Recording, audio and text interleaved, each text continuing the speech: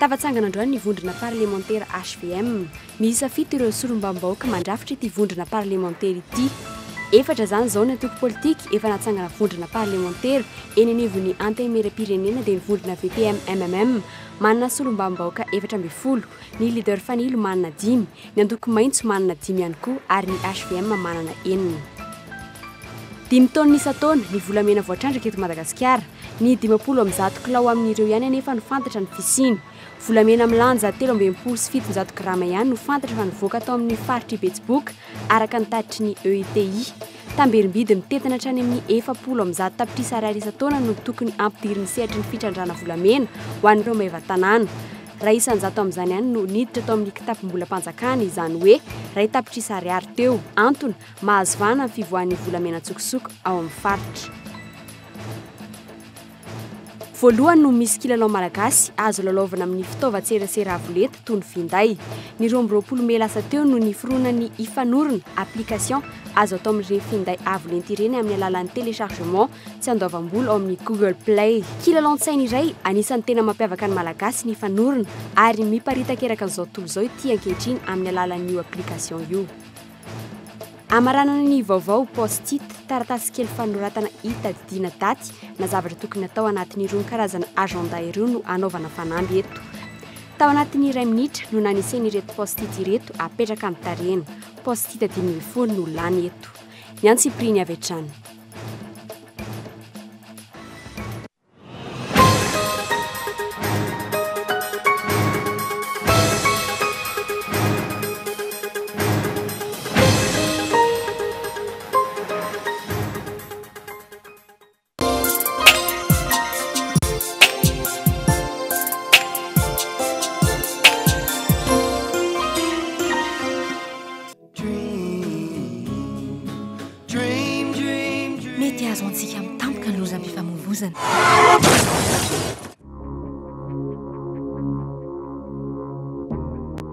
Miaraka amin'ny fiantohana tierce collision aro na iza trano mpiantohan'ilay fiara ny fandoana dia ho raisina an-tanana avy hatrany ny fanamboarana ny fiaranao.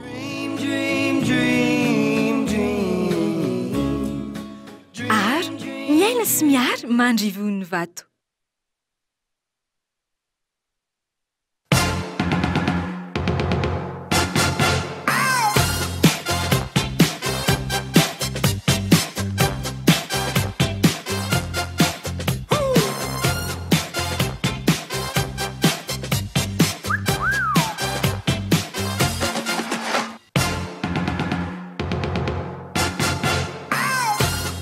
Vivez la fête de l'indépendance et le Coupe du Monde avec Essence et Changrang, représentant exclusif Baolai. Senia Saada, groupe Colina, des mercantiles assurances avancent et deviennent Saham Assurance. Amizay fa raiky tsara ela ny andrasa tenisany tiriliza voaliliza bandy Cyril ao Antsamanitra lerony anakatsy ny avo misaretana Cyril sy miforony da tora be ny tsara olga etsetsetsetsa ry bandy sagaka zany no avy eo ala 2020 jona antelona ao Antsamanitra. Sponsor Begagicom, Comadis, média officiel, streaming, partenaire, Gazette Titanjazz, RDJ, ASM Radio, Cool TV. Un événement One Vision. Tongolo voatetika, miavaka kotomila, paty, ampio sardine Annie. Vita ny sakafo. Sardine Annie, ankafizo amin'ny fotoana rehetra. Mofo mikarepoka, tetika voatabia, ampio sardine Annie. Vita ny sandwich. Ankafizo amin'ny fotoana rehetra ny sardine Annie. Sardine Annie, tsara tsiro, mora ampiasaina, mora vidy. 1, 2, 3. Fantatro fa en formula satria mampiasa formula madio ery zato nifony la satria borosina amin'ny formula ary misy vaovao mahasoa mahafinaritra sady milay zay mividy formularo dia mahazo brosy firay maimaipona fianao nga ahoana ie tena maimaipony ary anao dia tsy isan'andro io fa voafetra ihany le fotoany mandehana takiden'izao a hiazaka zao eny amin'ny varotra mahazatra anao makaroa amin'ny dentifrice dia mahazo ray amin'le brosy nify formula.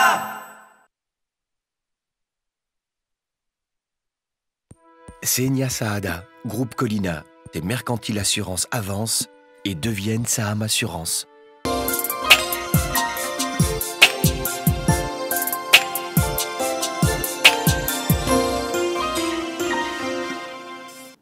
Makasitraka anao manaraka ny fahitalavitra kolo amin'izao ora izao miaraba tompoko klasy tompoko vavy no manasanao ampanajana anaraka ny vaovao hatramin'ny farany. Eo amin'ny pejy ny politika avy hatrany no anomboantsika izany fampahalalam-baovao izany tafatsangana androany ny vondrona parlementaire HVM io ariva io no nanatitra ny antota taratasy fananganana izany vondrona izany ireo solombavim-bahoaka ao anatiny fito aloha izy ireo no ireo mpikambana avy ao amin'ny vondrona UDI avokoa no mandrafitra izany na ny vondrony solombavim-bahoaka tsy miankina erinirina rabary no mitatitra ny andindininy.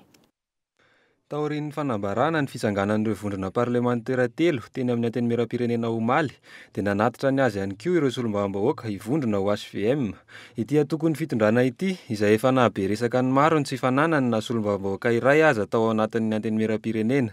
Raha nambaran'ny filohan'ity vondrona parlementaire ny HVM ity dia mbola tsy mivaky akory ny UDI fa iray ihany. Raha ny lalàna nefa dia mametraka mazava fa ny solombavim-bahoaka dia tokony hiditra ao anatina vondrona parlementaire tsy mihoatra ny iray.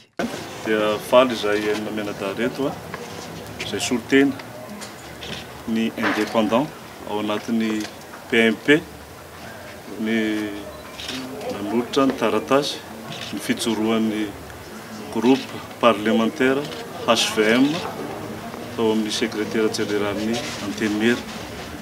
Faly zany zahay no miteny amin'ny vahoaka malagasy fa mijoro ary manoana ny fitondrana amin'izao mijoro amin'izao fotoana izao. Miisa fito ireo solombavim-bahoaka mandrafitra ity vondrona parlementaire HVM ity. Isay sady membre ny biraon'ny vondrona avokoa.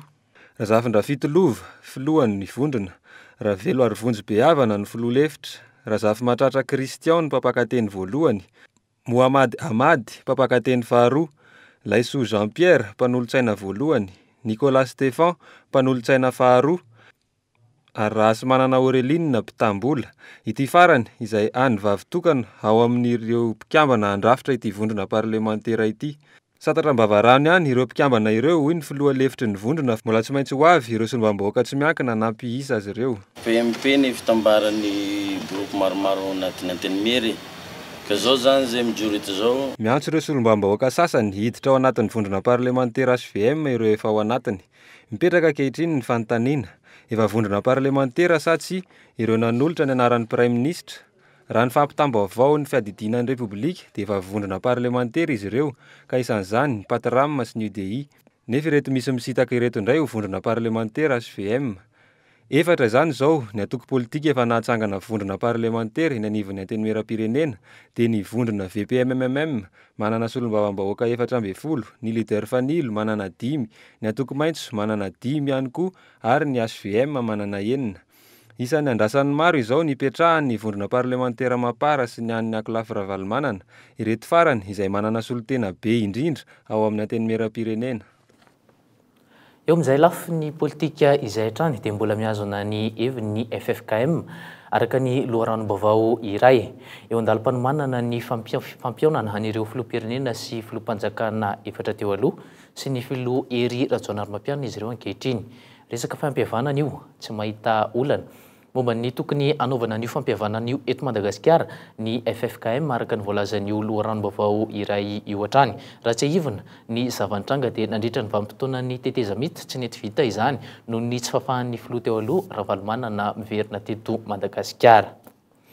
Mpamboly izany eo amin'izay pejin'ny politika izay hatrany. Ny 17 ny volana Melasa teo nanokana ny fampahalalam-baovao iray tany Suisse fanadidina manokana ny Prime Ministre Cool Roger tamin'ny fandalovany tany antoerana sady mizaka ny zoam-pirenena malagasy no mizaka ny zoam-pirenena Suisse ny Prime Ministre malagasy ankehitriny i Cool Roger izay nianatra sy niasa momba ny fitarafana eo amin'ny lafin'ny fitsaboana tany Genève, tany Fribourg ary Honduras fanadidina nataon'ny RTS TV tany Suisse. Teo amin'ny lafin'ny arofenitra no raisina toy ny manam-pahefana ambony ny Prime Ministre malagasy tany Berne ny 17 ny volana mifarany teo. Mizaka ny zoam-pirenena Helvétique izany hoe Suisse ihany koa izy. Nianatra sy niasa amin'ny 10 taona ny maro tany Genève. Tany antoerana no niaonany tamin'ny filoham-pirenena ankehitriny tamin'ny taona 2014. Nitsabo tena tao aminy ny ministra Iratsonarmapianina. Alors lui on s'embrasse. Nilaza tamiko izy mba andraisako azy toy ny rahalahy hoy Cool Roger nampatsiahy ny fotoana io teto. Nanomboka teo ny fanakaiky Iratsonarmapianina sy Cool Roger. Nanomboka ary elatra kosa ny zanak'ity dokotera ity. Ny iray lasa mpitsabo toan-drainy, ny zanany lahy lasa mpandihy matianina sy mpihira ary ny zanany vavy mpandihy ihany koa araka ity fanadidina ity. Nahatsiaro ny fomba nitaizany indray aman-dreny azy ny Prime Ministre rehefa nanontaniana momba ny andraikitra sahaniny. Sur les murs de la placette à l'époque. Nindrana ny tenin'ilay mpanoratra frantsay Jean-Jacques Rousseau izy teto hoe rehefa mampianatra zanaka dia mila hiverina ny tanindrazana. Niditra teo amin'ny tontolon'ny politika tamin'ny taondasa teo ny Dr Cool Roger rehefa nirotsaka ho fidiana filoham-pirenena ary voatendry ho Prime Ministre avy eo. Moi, mon plus grand empire, ça va être.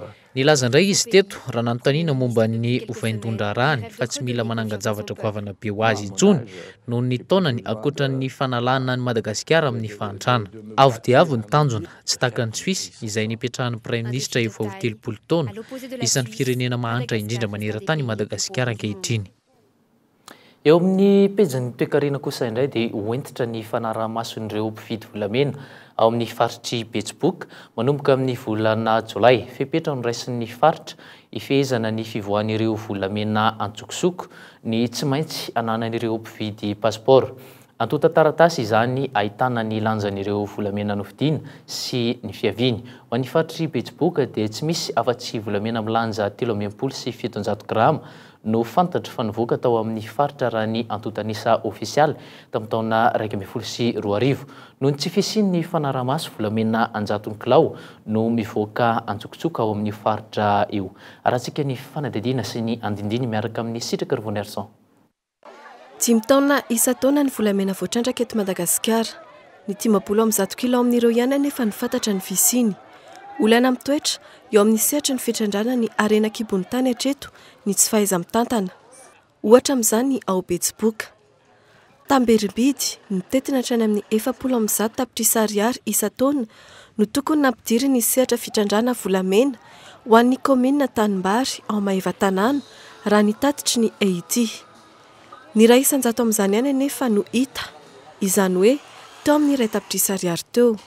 Antony mahazo vana ny fivoahan'ny volamena antsokosoko ao amin'ny faritra.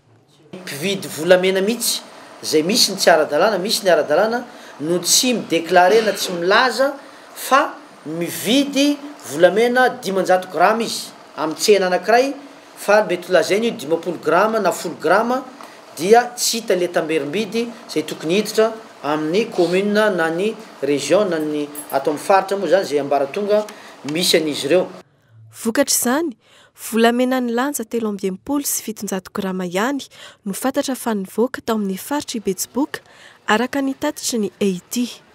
Sosokevitra naroso ny faritra Betsiboka eo amin'ny fanaraha-mason'ireo volamena mivoaka ao amin'ny faritra ny tsy maintsy ananan'ireo mpividy pasiporo. Fepetra izay hiantra manomboka amin'ny volana Jolay ho avy izao. Fa ankoatran'izay, miainga avy amin'ireo mpitrandraka madinika ihany koa ny vahaolana raha ny nambara ny Alliance Voargasy. Ny fepetra voalohany hitanay fa tokony atao aloha dia miova fomba fijerintsika, tsy ny fanasaziana lava an'ireo ataontsika mpitrandraka madinika fa misy an'ilay atsointsika hoe mesure incitative fampirisihana andry zareo ohatra hoe fanomezana fanamorana ny fananganana orinasa kely izay efa tafiditra ao anatin'ny code minime zany fanamorana an'ireny hiditra ao anatin'ny ara-dalàna. Izay aloha fepetra voalohany. Manodidina ny 700 sy 1,000 ireo mpitrandraka volamena madinika ao amin'ny komina Tanimbary any Maheva-Tanàna tamin'ny taona 2024. Tsy mitsaha mitombo io isy io isa-taona noho ny tsy fisian'ny fanaramaso hatreto. Very anjavo ny vola tokony nampidiriny ireo mpitrandraka ireo tao amin'ny kitapom-bola ny komina sy ny faritra. Fa 20 andro mialohan'ny fetim-pirenena ny zava-misy eny an-tsena no hotanteriny sitraka Revoniation aminao ao anatin'ity fanadihadiana manaraka ity. Araka izany dia nahitana fitomboana hatrany amin'ny 100,000 ny vola miditra amin'ireo mpivarotra ambongadiny. Amin'izao akatoky ny fetim-pirenena izao ary dia ilarana ny fividianana kapa entana izay kely ny masokarenany kanefa isan'ny mandeha any ambanivohitra sy any amin'ny faritany. Manodidina ny 500,000 isa no lafo isan'andro ho an'ny toeram-pivarotana sinoa iray. Fa ankoatr'izay dia mandeha ihany koa ny tsenan'ny fitafiana. Arahantsika ny andindininy. Raha ny robe no be mpividy rehefa vanim-potoana ny krismasy, ny jupe no tena mandeha amin'izao fankalazana ny fetim-pirenena izao. Tamin'ny conteneur no nanafarana ireo entana avy any Thaïlande. Manomboka amin'ny R1,00 ka hatramin'ny 5,000 sy R1,00 ny vidiny ambongadiny. Amin'ireo didiny maro samihafa, ny jupe madera sy ahitana haingony maro samihafa amin'ny ankapobeny no be mpisafidy. Herinandro izany ny tonga dia 200 pièces izany ny arrivage-ny tonga dia 2 jours ihany ilay izy dia lany. Jupe misy ceinture izay ilay izy dia ny ambany misy broderie. Nahitana fitombony hatrany amin'ny 100,000 ny vola miditra amin'ireo mpivarotra ambongadiny eny Behoririka. Amin'ireo fety rehetra mandritra ny taona, isan'ny be mpanjifa indrindra ny 4 Jona. Manomboka miakatra tsikelikely eto an-drenivohitra ireo mpiantsena hatramin'ny fiandohany ity volana ity. Latsinainy sy talata zao mibetsaka mpaka maro niakatra. Tamin'izay no nalafosanay be da be. Eo amin'ny 100 pièces eo mahery. Sambava, Tamatavy. Amatsy ny tsena manerana Madagasikara ireo entana miala ho Behoririka hatrany ambanivohitra lavitra. Ho an'ny mpivarotra ambongadiny tsirairay, 100 isan'andro ny mpaka maro. Eo ireo mpivarotra izay manana roatra mitety tsena, isan'izany ity tovolahy ity. Mandeha zoma dia verina lakamisy. Herinandro zany hoe ihany koa. Aiza zao ny fatraliana zao? Fatro-tongo sy tasy. Eo kosa ireo izay niakatra manokana teto an-drenivohitra naka entana hiatrehana ny fety. Miankina amin'ny filan'ny mpanjifa no amaritan'ireo entana alainy. Entana lefa zao. Entana hoentina any Ambosary Moramanga. Miala tany tamin'ny alina dia tonga taty tamin'ny maraina dia andeha hodindray zao. Confection daholo izy fa tsy dia kapa. Ilarana mihitsy ny fividianana kapa ambongadiny ao Behoririka. Manodidina ny 500 sy 1,000 isan'ny lafo ao anatin'ny ray andro ho an'ny toeram-pivarotana sinoa iray. Manomboka amin'ny tapaky ny volana Jona indray, ireo kilalao sy arendrina no ameny ny tsena. Manoloana an'izany, mbola miafiafiatrany ireo mpivarotra ny vokatra malagasy. Mbola izany eo amin'izay fetim-pirenena izay hatrany 9 Jona, 20 Jona, 20 andro sisa dia higadona ny fetim-pirenena malagasy atsarovana ny fa 450 taona nazahoany ny fahaleovan-tena. Nosokafana androany ny fikarakarana ny hetsika rehetra atao mandritra izay fety izay ary nampahafantarina io maraina io teo amin'ny ministeran'ny serasera sy ny fifandraisana amin'ny androm-panjakana ireo hetsika rehetra atao ireo. Sorakotondrina no mitatitra ny andindininy. Manodidina ny 5 miliara ariary, io no fandaniana tamin'ny fankalazana fetiny 20 Jona tamin'ny taondasa, tafiditra tao anatin'izany ny afomanga, ny matso sy ny seho teo Mahamasina sy ny toerakafa. Teo ihany koa ny fanasana olona 2,000 mahery natao teny amin'ny lapany avoloha. Hayainy io amin'ity taon'ity raha ny filazan'ireo tompon'andraikitra ao amin'ny komity mpikarakara ny fetim-pirenena. Amin'ny fomba ofisialy, ny alatsinainy 7 Jona ka hatramin'ny 9 Jolay dia tokony hanangana saina avokoa ny rehetra. Toa ireo fankalazana fetim-pirenena hatramin'izay, isy ny hetsika maro karakarain'ny komity mpanomana sy ny avy eo anivon'ny komina Antananarivo renivohitra. Hanomboka ny 14 volana Jona ho avy zao izany. Isy ny karazana fanentanana amin'ny toerana maro izay mitsinjara ho toy izao. 14 Jona, podium eo amin'ny kianja Betongolo izay anaovan'ny komina Antananarivo ambonivohitra fanentanana. 15 Jona, podium eo Ambojatovo iarahana amin'ny mpitsoka mozika ny gouvernemanta na ny Muzam. 20 Jona, podium mena boribory tany fahenina izay atao eo Ambohimanarina. 20 Jona, podium eo amin'ny kianja malalaka eo amin'ny Sikam Manossato. 20 Jona, podium eo amin'ny Coliseum Matsunjombe. 20 Jona, isy ny fampisehoana sary momba ny tantaran'ny fahaleovan-tena ny Madagasikara atao amin'ny lapan'ny tanàna eo Analakely, isy ihany koa ny fanentanana maro isan-karazany atao ao. 7 Jona, podium eo amin'ny kianjan'Andohalo sy eny Akorondrano. Ny harivan'ny 5 ny volana Jona dia isy ny afomanga. Tsy misy ny fanentanana momba ny hamerenana indray ny asin'ny arendrana sy ireo kolotsaina malagasy samihafa nentina nankalaza ny fetim-pirenena hatramin'izay, ary atao eo Mahamasina kosa ny matso lehibe ny 4 ny volana Jona. Ivadika pejy hafa kosa indray sika efa miverina amin'ny laoniny ny fiara-miasan'i Madagasikara sy États-Unis ankehitriny. Ito ny famatsim-bola amin'ny alalan'ny USAID manomboka eto natao androany. Teny ambaranjana ny famaranana ny tetikasa saloy izay nentin'ny gouvernement américain nanampiana ny tantsa malagasy hatramin'ny taonina 14. Arahantsika ny andindininy. Famatsim-bola mitetina $240 no nentina natanteraka ny fandarana asa saloy na fanatsarana ny fiaim-piainan'ny ankohonana tao anatin'ny 5 taona izay nofaranana tamin'ny fomba ofisialy androany. Ny fampianana ny tsy fanjariana ratsakafo sy ny fahantrana tamin'ireo distrika 20 tany amin'ny faritra Atsimo Atsinanana no tanjona. Tokantrano marefo misy 507 araka izany no nahazo tombotsoa. Taloha zany ny varinay dia eo amin'ny 2 taona l'hectare eo efa nanao fananana tamin'indray ny andro ny filoha telo reny aho fa izay ny vokatra fa tamin'ity ezaka natao ty dia nahatratra hatramin'ny 5-9 taona isaky ny hectare mitombo zany le izy satria tsara ny taridalana ampy ny teknika na ny zezika ihany koa raha dia tsy niaina tamin'ny hoe zezika hoe miandry fanaka vao afaka manao fa misy le fanaovana compost izay tsy mandany vola nefa misy vokatra tsara. Afaka nampianatra ny zanako aho dia mahavoasabo anazy rehefa ohatra misy salama ary afaka nividy fitaovam-pamokarana toy ny aomby. Tamin'ny voalohany 2010 io dia mbola anankiray, amin'izao izy isika miteny izao dia efa 7 izy amin'izao zany. Nahitana fiainanatra amin'ny 100 ny tahan'ny fahampiana ratsakafo teo amin'ny zazalatsaky ny 5 taona tany amin'ireo faritra ny asan'ny fandarana asa saloy. Tahatsapiompy sy mpamboly mahery ny 2 alina no nahazo fiofanana mahakasiky ny fandraharahana. Fianakaviana tao anatin'ny tsifisiana tanteraka misy 504 no efa manana antom-pivelomana ankehitriny. On a eu les grands impacts sur le Anisan'ny tena nahitana voka ny fampienana ny tahan'ireo fianakaviana tao anatin'ny tsy fanjariana ara-tsakafo indrindra tao amin'ny vanim-potoanan'ny maitsoahitra, ny volana Martsa sy Avrily ary ny volana Oktobra sy Novambra. Mino sy manantena fa tsy hijanona hatreo ny fiarian'ireo fianakaviana ireo ary mba hisy ihany koa ny fizarana traikefa amin'ireo malagasy any amin'ny faritra hafa. Pérenne pour le Madagascar et je souhaite qu'il y a un partage aussi dans les autres communautés là où on n'a pas pu encore toucher. Nambarany mpiandraikitra raha Amerikana Eric Wong androany fa efa nofoana ny Etazonia avokoa ireo sazy rehetra miantra amin'ny fanampiana ho amin'ny fampandrosoana ny Madagasikara. Isy arak'izany famatsim-bola 2 faingo $5 antanterana tetikasa vaovao amin'ny sehatry ny tontolo iainana ny biodiversité. Miandrandra fiara-miasa matotra kokoa amin'ny gouvernemanta malagasy, ny gouvernemanta Amerikana no fanatsarana ny fiainan'ny vahoaka.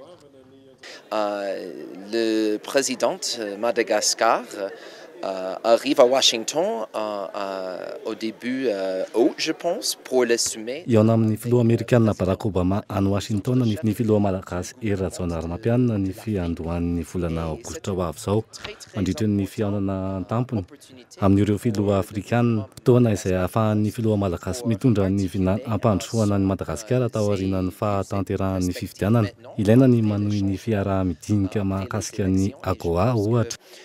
C'est nécessaire de continuer les conversations, les discussions avec l'AGOA. Fepetra voalohany no takin'ny firenena Amerikana hamerenan'izy ireo indray ny fanampiny ny filaminana eto Madagasikara efa mandinika ny mahakasika ny famerenana indray ny AGOA ny any Washington raha nambariny ity mpanolo-tsaina ao amin'ny masovo Amerikana ity hatrany. 30 taona izao nanampiany ny fanjakana Amerikana ny fanjakana malagasy tamin'ny alalan'ny sapan-draharaha Amerikana misana ny fampandrosoana maneran-tany na ny USAID. Fa 70 taona androany ny débarquement à Normandie fotoana tao anatin'ny ady lehibe faharoa izay namahana ny Frantsa teo ambanin'ny gezan'ny nazi allemand manodidina ny 10 metsy eo ny miaramila ny ady tamin'izany fotoana izany ka anglisy Amerikana ny ankamaroany. isaky ny 10 taona no anaovana ity fahatsiarovana ity ary androany no fotoana farany nanaovana izany no ny fanteran'ireo mahery fo sy sanady tamin'izany fotoana izany teny amin'ny résidence de France ivandry no namarihina izany teto Madagasikara toy izao ny fanampanazavana. Comme vous l'avez observé, c'est une manifestation décennale, c'est-à-dire que arak'izao fahitantsika azy zao dia fahatsiarovana ny fanafahana ny Frantsa no atao androany. Amin'ity taona ity ihany koa ny farany no ny fahanteran'ireo olona niady tamin'izany. Makasika kosa ny fifamoivoizana dia fiverenana amin'ny ara-dalàna manana hatramin'ny alatsinainy Pentecote ho avy izao ireo mpitondra fiara manerana ny nosy anovana ny takelaka misy ny laharan'ny fiara voararan'ny lalàna mantsy ny fanasiana soratra sy sary efa eo amin'ireny takelaka ireny ary hoentitra ny mpitandro ny filaminana manomboka eto. Tokony hitovy loko avokoa ny takelaka rehetra, mainty ny lokon'ny takelaka ary fotsy ny lokon'ny soratra. Anomboka amin'iny herinandro ho avy iny araka izany ny fanasaziana ireo tsy manara-dalàna. Toy izao ny fanampanazavana. Ny plaky na ny takelaka misy ny laharan'ny fiara izany dia tsy maintsy manaraka ny norme, manaraka ny fenitra. Ka mainty ny foany, mainty ny lokon'ilay plaky dia fotsy ny soratra eo. Izay zany tsy maintsy arahan'ny mpamily rehetra. Tsy azo ekena ny plaky loko hafa mavo na manga na maitso. Afa-tsy an'ireo le hoe maitso ohatra zany natokana ho an'ireo le masiovo. Mainty ny fond, fotsy ny soratra. Tsy azo atao soramandry na misy style hafa zany akoatran'ilay soratra mahazatra. Zany hoe mora vakina. Tsy ekena intsony misy sarina saina kely na soratra hafa eo amin'ilay plaky. Eo amin'ny pejy kolotsaina kosa indray akon'ny fivoaran'ny teknôlôjia ifanorona application iray niforona voatsela afaka lalaovina amin'ireny finday avolenta ireny ankehitriny ny fanorona ary miparitaka iran'izao tontolo izao. Tsy misy fiantraikany any amin'ny sotoavina hoentin'izay kilalaon-tsaina izay anefa ny fisiny izany application izany. Misy larina arjona. Voalohany no nisy kilalao malagasy azo lalaovina amin'ny fitaovan-tserasera avolenta toy ny finday.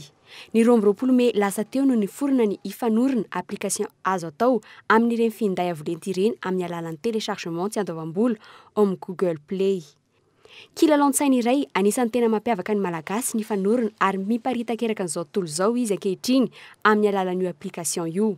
Ampahafantarana ny vahoaka malagasy ary ampiroboroboana ny fizahantany eto Madagasikara no tena antony namoronana ity kilalao azo atao amin'ny finday ity.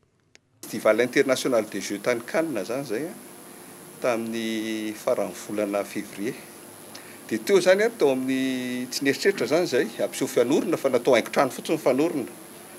Dia ny olona rehetrarehetra zany no nahita soratra hoe Madagasikara dia nahita fanorona dia nen'zareo zany ho an'ny eran'izao tontolo zao zany hoe satria zany festival international de jeux qui dit zay rehefa miteny hoe Madagasikara dia fanorona nen'zareo zany ny jeu. Inona ary no atao?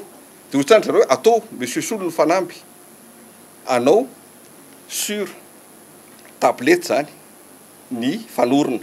Tsy ho ela dia ho azon'ny olona samihafa amin'ny toerana samihafa lalaovana miaraka na en réseau ny fanorona. Izany hoe na olona mifanalavitra azy dia afaka miaraka amin'ny lalao. Na manaraka ny fivoaran'ny teknôlôjia aza ny fanorona dia tsy misy fiovana ny fomba filalao ity kilalao sy arean-tsaina malagasy ity. Mpilalao roa mifanandrana, ny laka-panorona eo ampovoan'ny zareo. Ny ihany koa hoe ny olona zany mbola olona ihany miady aminy fa tsisy olo-saina ny mahasamihafa anazy fotsiny zany. Dia ohatra hoe amin'ny fanorona le sur tablette zany, izy zany misy an'le fe kely reny hoe misy feo maneno ohatran'izany. Paikady nentin'ny mpanjaka taloha nandrafitra ny ady ataon'izy ireo amin'ny fanontaniana ny fanjakana ny fanorona fahizay. Kilalaon'ny marantsaina izy ity ary mahasarika olona mihoatra ny échec eto amintsika. Manoloana izany miombon-kevitra amin'ity fivoarana ity ireo mpilalao fanorona matianina. Ny amiko zany aloha vao maila izy tena mety satria le fanorona zany mbola karohana, mbola be dia be ny zavatra tsy hita ao anatiny, mbola misy zava-miafina be dia be. Dia mety zay le hoe alefa ao amina telefônina atao jeu ana telefônina mihitsy mety. Tsy mbola tapitra ny fikarohana amin'ny resaka fanorona ny amin'ny resaka teknika sy ny zavatra atao rehetra azika mifanorona. Araka izany manoloana ny fahamarin'ny fahazahoan'ny tanora ny sy ankizy finday ankehitriny antenena ampitombo isan'ireo mahay fanorona ety hifanorona ety. Ankilan'izay manomboka omaly tetsy ny pergolantanina ny tohino andian'ny faharoan'ny fanorona ahitana mpilalao miisa 20. Rampitsy no hiatrika ny famaranana izy ireo. Ny 20 Jona ho avy izao kosa no anatanterahany andian'ny fahatelo amin'ity fifaninanana ity. Pejy ny fanatanjahantena kosa indray dia ratsy ny faharesen'ny ekipam-pirenena malagasy taranja baolina kitra iraisam-pirenena teo amin'ny fifanitsanana Savaranando ny CAN 2015. Na izany azy mahavelom-boly ny filaharana navoakan'ny Fédération internationale de football association na ny FIFA zany satria nahazo toerana 570 isika malagasy raha laharana fa 720 eo amin'zato dia lasa eo amin'ny toerany fa 470 amin'ireo firenena 7 sy 200. Marjona no mitatitra ny fanadidina. Azo heverina fa ratsy ny toeran'ny ekipam-pirenena malagasy eo amin'ny tontolon'ny baolina kitra iraisam-pirenena amin'ny fifanitsanana CAN 2015 izay efa nandresentsika ny Kanoganda tany Mahajanga tamin'ny lalao-mandroso ary raraka teo amin'ny lalao miverina zay natao tany Kapala tamin'ny isa tokana no nandavonetsika tamin'izay lalao miverina izay. Raha ny filarana navoakan'ny FIFA ny fadimy ny volana Jona lasa teo dia niakatra 570 ny toerana misy an'ny ekipam-pirenena malagasy amin'izao fotoana izao ary anisan'ny nanoratra ny fivoarana tsara indrindra koa ny ekipam-pirenena malagasy satria dia niakatra ataoritsika ihany koa ny ekipan'ny Palestine nanatombo 270 sy Guinée nanatombo 50. Tamin'ny volana mena ekipam-pirenena malagasy dia tany amin'ny laharana fa 720 amin'zato tamin'ireo firenena 7 sy 200 nandray anjara eo amin'izay sehatra ny baolina kitra izay. Izao zany dia mipetraka eo amin'ny laharana 470 amin'zato ny ekipam-pirenena malagasy raha ny navoaka ny Fédération internationale de football association na ny FIFA ary mahavelom-bolo tanteraka izany filaharantsika izany izay nambaran'izy ireo ihany koa fa mila ezaka lehibe ny ekipam-pirenena malagasy eo amin'ny sehatra iraisam-pirenena raha to efa eo tafiakatra eo amin'izay laharana azo heverina fa mety izay isika amin'izao fotoana izao. Fanatanjahantena atrany ny Rally Jam Event izay hiditra amin'ny andian'ny fahavalo no amaritra ny dingana faharoa amin'ny fiadinan'ny tompon-dakan'i Madagasikara eo amin'ny fanamorina fiarakodia amin'ity taona ity. Fifaninanana izay karakarain'ny club Asakm sy ny orinasa Jam ny 20 hatramin'ny 12 ny volana Jona ho avy izao. Toy izao ny andindininy. Iroso amin'ny andian'ny fahavalo ny 20 hatramin'ny 12 ny volana Jona ho avy izao ny Rally Jam Event izay dingana faharoa amin'ny fiadinan'ny tompon-dakan'i Madagasikara eo amin'ny fanamorina fiarakodia. Tahaka ireo andiany teo aloha dia tsy miova ny toerana tanterahana ny fifaninanana fa any Antsirabe hatrany saingy ny alaviran-dalana no nahena mihoatra ny tamin'ny taon-dasa. Mazava ho azy fa mena manaraka izany ihany koa ny coefficient raha iray teboka valo izany teo aloha latsaka ho ray teboka 4 izy tamin'ity andian'ny fahavalo ity. Alavirana amin'ny tetina 720 sy 300 faingo 300 kilometatra no miandry ny mpifaninana amin'ity andian'ny fahavalo amin'ny Rally Jam Event ity. Raha 730 amin'zato faingo 70 kilometatra kosa ny totalin'ny dingana manokana izay misa 440. Raha ny lalana trehandro mpifaninana mandritry ny épreuve spéciale aloha no jerena dia saika lalana efa tsy vahiny amin'ireo izay efa nifaninana teo aloha intsony no amaivanina azy zany. Anna nampiana azy fotsiny dia ny fisiany super spécial eo amin'ny hippodrome.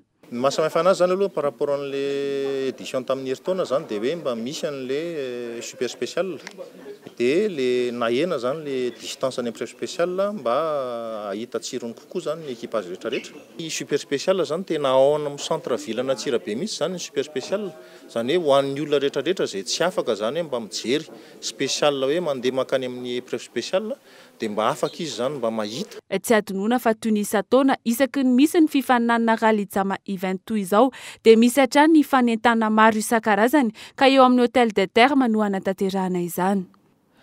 Raha ampitahaina amin'ireo nosy manodidina aty amin'ny ranomasimbe indianina dia mbola tratra aoriana isika eto Madagasikara amin'ny fandraisana tanana ny sembana.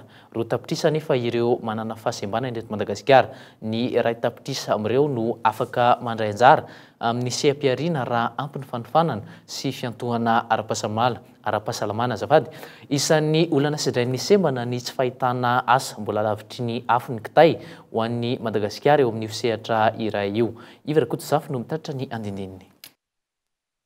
100,000 olona eto Madagasikara no manana fahasembanana araka ny fanisana farany nataon'ny Organisation Mondiale de la Santé na ny OMS. Misedra olana izy ireo amin'ny fiainana andavanandro. Isan'izany ny fanilikiliana amin'ny sehatry ny asa izay nanivony ny tontolo manodidina. Ho an'ny AFAM na ny Association des Femmes Handicapées de Madagascar izay ahitana mpikambana 300 ny firosoana amin'ny fanavaozana ny lalàna miaro ny zon'ny sembana na ny fampiarana ny lalàna efa misy hatramin'ny taona 7 no fanombohan'ny vahaolana.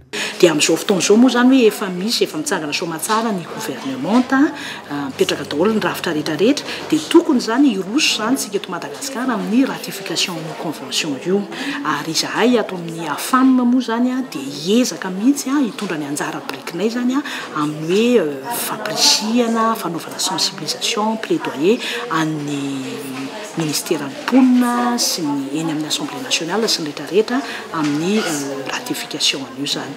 Isan'ireo firenena mbola manamaivana ny fiahinan'ny sembana i Madagasikara raha ampitahina tsotsotra amin'ireo nosy manodidina. Ohatra, manodidina ny roetseriary eo ny saran'ny kojakoja feno, baoty, tehana sy ny sisa ho an'ny olona manana fahasembanana iray eto Madagasikara. Maimai-poana kosa izany atsy Maorisy. Vitsy ihany koa ny tahan'ny olona manana fahasembanana tafiditra amin'ny sehatry ny asa eto amintsika. Ho an'ny nosy rahavavy io ihany nefa ho an'ny orinasa mampiasa olona 530, olona manana fahasembanana ny 300 izany ary iarany lamandy ireo izay mandika izany. Nanaitra mafy an'ireo mpikambana 10 ao anatin'ny AFAM ny fiainan'ny olona manana fahasembanana ny Maorisy nandritra ny teny izy ireo tany an-toerana ny 7 hatramin'ny 29 ny volana Mey lasa teo. Ina moa inisiativa anay dia hoe zahay zany dia mba te hijery ny zava-misy ny iainan'ny olona manana fahasembanana any Maorisy. Ny antony dia tsotra fotsiny ihany hoe Maorisy sy Madagasikara dia firenena ilona samy aty amin'ny Océan Indien. Samy coloniser ireo tamin'ny fotoan'androny ary samy efa manana indépendance ny amin'izao fotoana izao. Dia hoe amin'izao mba hijery hoe inona ny zava-misy ihany dia mba manahoana ny eto Madagasikara. Marina fa efa nisoniavin'ny Madagasikara ny fanarahana iraisam-pirenena ho an'ny olona manana fahasembanana izay napetraka ny firenena mikambana tamin'ny taona 7 saingy mbola tsy voahaja izany ankehitriny. I Maorisy izay eritaona taorian'ny Madagasikara izany hoe ny taona 20 no nirosona noho ny sonia dia efa nanomboka ny fankatoavana tamin'ny taona 20. Tahaka ny mahazatra dia ny zava-bita miavaka no amaranana ny fampahalalam-baovao isan'andro amin'ny fampahalalam-baovao tahaka izao. Tsy voatery zavatra goavana hatrany na fananganana foto-drafitrasa lehibe indrindra maneran-tany vao tafiditra ao anatin'ny bokin'ny Guinness. Toy ity fanadadiana izay entina aminao ity ara mandany post-it firy vao mandrakotra tarehan'olona iray. Toy izao ny andindininy. Angamba tsy nisy atao raha namana tao an-trano dia nanomana lalao ireny tao an-trano. Post-it no nampiasaina teto. Ity taratasy kely fanoratana hitadidiana daty na zavatra tokony atao ity izay fametrahana ao anaty irony karazana agenda irony no anaovana fanamby. Tao anatin'ny 2 minitra no naniseny ireto post-it ireto apetraka amin'ny tarehy. Nahalany 520 izy tamin'izany. Tsy dia misy tanjona loatra tiany tratrarana tamin'ity taranja iray ity, afa-tsy ny hoe hiditra ao anatin'ny zava-bita miavaka ny Guinness. Tratra ny tanjona tamin'ity teratany italiana ity, samba ny rahateo no misy fanamby toy izao niditra tao anatin'ny bokin'ny Guinness. Tsisy toerana azo ametrahana post-it intsony ny tavandra namana, mety ny vatana iray manontolo indray angamba no fanamby manaraka amitsanana ity zava-bita nataony ity. Tsy dia azo andrakandramana loatra satria mety hitera-doza raha sendra ity dity na lakôly enjana na ho an'ny hazo na ho an'ny vy ohatra mety ho zava-doza ny vokana. Na izany azy tsy hita hoe ahoana na atao inona fa dia ny eken'ny Guinness ho miavaka fotsiny izany. Aza tonoana ny fotoanantsika aoriana izao fampahalalam-baovao amin'ny fiteny malagasy izao tsy inona izany fandaharana izay almanaka sy ny fandaharana tanànantsika ary amin'ny valora sasany kosa no anaranao ny fampahalalam-baovao amin'ny fiteny frantsay tahaka ny mahazatra moa izany. Dia iny ihany koa tompoko lasy tompoko vavy no manakatona sy mamarina ny fampahalalam-baovao amin'ny fiteny malagasy tamin'ity takariva ity ankasitrany ianao nanaraka izany hatramin'ny farany veloma tompoko.